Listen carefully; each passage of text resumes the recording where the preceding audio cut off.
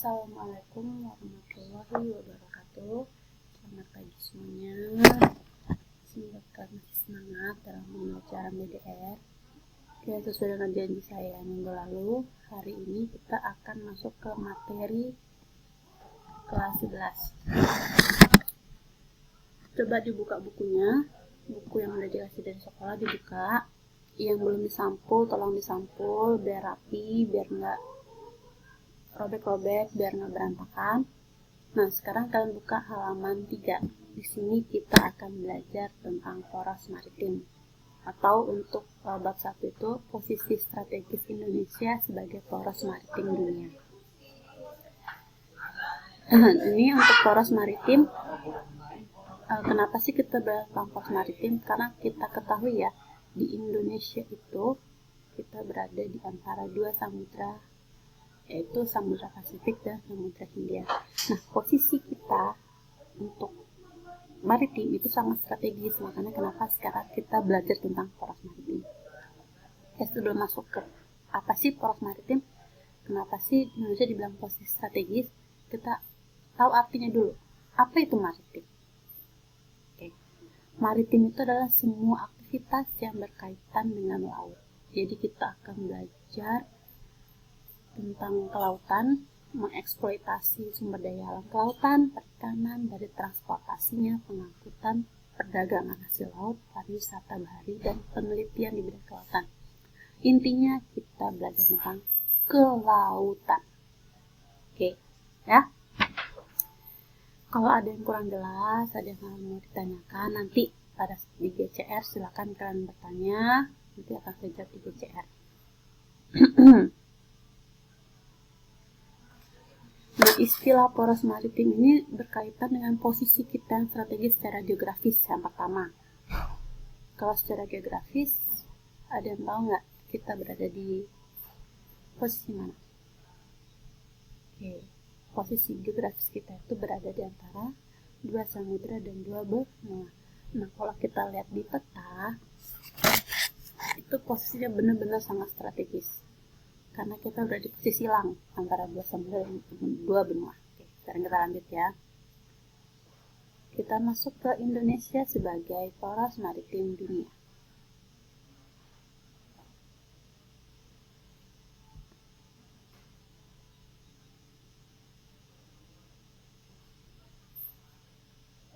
Oke, di sini untuk Indonesia sebagai poros maritim dunia kita akan membahas yang pertama. Kita harus tahu dulu letak, luas, dan batas wilayah Indonesia. Kalau ini sebenarnya dari SD udah tahu harusnya di mana letak kita, berapa luas kita, berapa batas kita ada di mana aja. Terus karakteristik wilayah daratan dan perairan.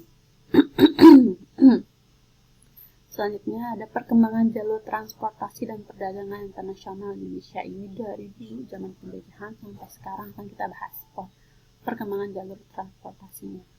Terus potensi dan pengelolaan sumber daya kelautan. Oke, sekarang kita lihat di petanya. Ini adalah pembaruan peta NKRI. Di sini kita bisa lihat ada batas-batasnya, silakan dibaca. Ada batasnya di dunia, batas dengan Malaysia, batas dengan perairan, dengan Filipina, semua ada sini, silakan baca. Nah, sini bisa lihat nih, kita berada di antara posisi silang. Indonesia berada di posisi silang Samudra Pasifik dengan Samudra Hindia dan benua Asia dengan benua Australia. Kenapa disilangin?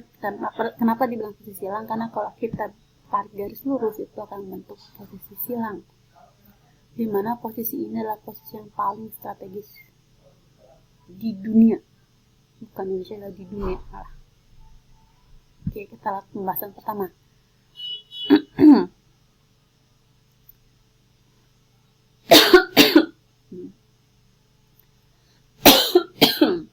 Maaf ya, ini suara saya rada nggak enak banget. Oke, sekarang kita masuk ke letak, luas, dan batas wilayah Indonesia. Sekarang kita masuk ke letak astronomis. Kalau di letak astronomis, posisi kita berada di garis lintang dan bujur. letaknya adalah 6 derajat lintang utara sampai 11 derajat selatan dan 95 derajat bujur timur sampai 141 derajat bujur timur. Di mana 6 derajatnya? Ternyata 6 derajat kita itu berada di daerah Aceh, Pulau W. Di mana paling selatan?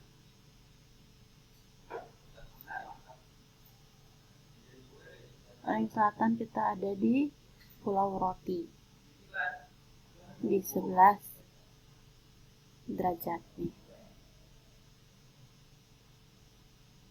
Sedangkan untuk bujurnya kita berada di 90 derajat bujur timur sampai 141 derajat bujur timur. Kalau kita lihat dari garis lintang, bujurnya juga mempengaruhi untuk pembagian waktu dan cuaca. Jadi berpengaruh. Kalau untuk cuaca itu adalah lintang ini 0 derajat, 6 derajat, dan 11 derajat. Kalau untuk bujur itu pembagian waktu 68 derajat dan 140 derajat. Oke, lanjut ya. Itu letak astronomis. Sekarang letak geologis. Letak geologis ini berhubungan dengan rangkaian pegunungan. Lempeng. Kenapa lempeng? Karena lempeng mempengaruhi pembentukan rangkaian pegunungan seperti yang telah kalian pelajari di kelas 10 tentang pergerakan lempeng, tektonik. Oke, sekarang di sini kita lihat di bagian utara itu disebut dengan paparan Sunda. Paparan Sunda ini adalah paparan Sunda ini meliputi daerah-daerah Sumatera, Jawa, dan Kalimantan. Itu karena pengaruh dari lempeng Asia. Dan bagian barat dan selatan itu adalah paparan Sahul. Nih, Sahul. Nah, di sini apa? Kan ini nggak ada ya. Ini ada yang bilang adalah bagian paparan peralihan. Jadi bukan karena pengaruh dari Asia dan Australia. Kalau Asia itu kan paparan Sunda, berarti bagian barat Indonesia. Kalau Australia itu paparan Sahul, bagian selatan Indonesia. Nah, tengah-tengah itu apa? Tengah-tengah itu adalah lempeng dasar Samudra Pasifik atau kita kenal dengan paparan peralihan. Nah, letak geologis ini adalah letak suatu daerah yang saya bilang tadi. Karena pengaruh lempeng, struktur batuan, dan rangkaian pegunungan. Kenapa itu? Karena itu kalau kalian baca di kelas 10 itu berhubungan ya. Pembentukan pegunungan, dari pegunungan nanti bisa mengeluarkan batuan, dan batuan itu struktur batuan yang terdapat di permukaan bumi. Oke, lanjut. Itu letak geologis. Nah, sekarang letak geografis.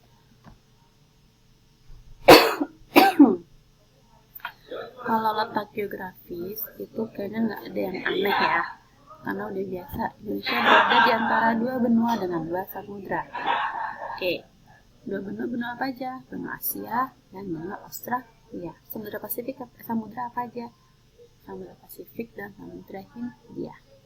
Itu nggak usah bahas terlalu dalam karena kita sudah tahu lah. Nah, ini letak maritim. Letak maritim ini dipengaruhi oleh letak suatu tempat yang ditinjau dari kelautannya. Namanya maritim, berarti kelautan, laut, perairan. Nah, apakah tempat ini dekat atau jauh dari laut? Itu kita lihat dari gambar. Setelah di gambar sini, kita lihat gambarnya. Maritim Indonesia itu kalau dilihat-lihat itu adalah posisi yang benar-benar sangat dibutuhkan oleh dunia. Kenapa? Karena kalau kalian mau tahu, kapal-kapal asing yang ingin pergi ke wilayah Asia atau wilayah Australia itu hampir seluruhnya melewati Indonesia. Jadi kalau kita mau jahat sebenarnya, kalau kita mau ngekat, kita tutup aja nih perairan kita tutup selat kita tutup, jalur transportasi kita tutup, itu negara lain tuh mati perekonomian. Kenapa? Karena tidak bisa menuju ke negara lain dengan cepat. Bisa juga mereka muter, tapi itu butuh biaya kan.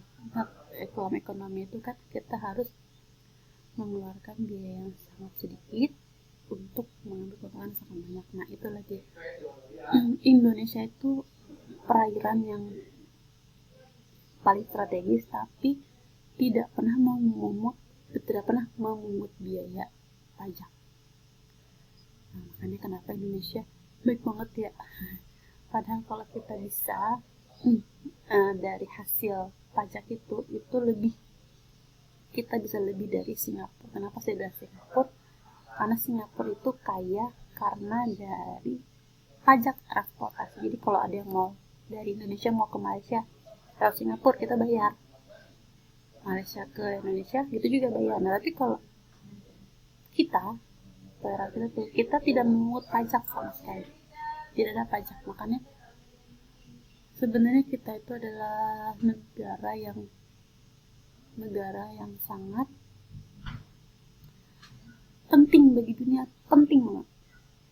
Cuman kadang kitanya aja yang nggak terlalu aware, maksudnya nggak terlalu peduli dengan negara kita sendiri. Nah, ini kalian bisa baca di sini ya. Bisa lihat posisi Indonesia itu dapat menguntungkan atau dipertimbangkan dalam politik dunia. Berarti kenapa? Karena memang mau politik mau perekonomian itu harus melewati perairan kita dulu. Perekonomian, pelayaran semuanya. Bahkan ikan kita pun sebenarnya bagus. Tapi kita dalam bidang teknologi belum lebih maju dari negara lain. Itu aja. Oke, selanjutnya. Oke, untuk tadi kan udah letak ya. Sekarang untuk luasnya, untuk luas akan kita lanjutkan di pertemuan selanjutnya atau di video selanjutnya. Untuk itu kalian harus baca dulu luas wilayah kita, batas wilayah kita. Kalian baca dari buku yang udah yang kalian dapat. Untuk hari ini saya nggak memberikan tugas. Kalian cukup lihat video saya. Jika ada yang ditanyakan silakan bertanya di GCR. Nanti akan saya jawab. Nah, saya cuma ingatkan, karena kita nih belajarnya BDR secara online, itu pasti akan berbeda jauh dengan bagaimana jika saya mengajar langsung. Pasti ada sesuatu yang gak jelas, atau ada juga yang bisa nerima secara BDR, ada juga yang nggak bisa nerima. Di sini saya minta kalian lebih aktif. Kalau nggak tahu tanya guru, kalau misalnya nggak jelas tanya. Jangan harus saya terus yang bertanya. Gimana udah bisa? Apa yang nggak bisa? PR-nya mana? Tugasnya mana? Nggak. Jadi pokoknya kalian yang langsung sensitif dengan tugas kalian sendiri. Oke, saya ucapkan selamat belajar, tetap semangat. Yang nggak ada kuota, irit-irit kuotanya. Yang butuh kuota, coba cari kayak teman-temannya ada yang jualan. Jadi kalau bisa kalian cari cara lah gimana sih bisa masuk ke pembelajaran online. Oke? Kalau kalian cukup sekian, saya terima kasih. Assalamualaikum warahmatullahi wabarakatuh.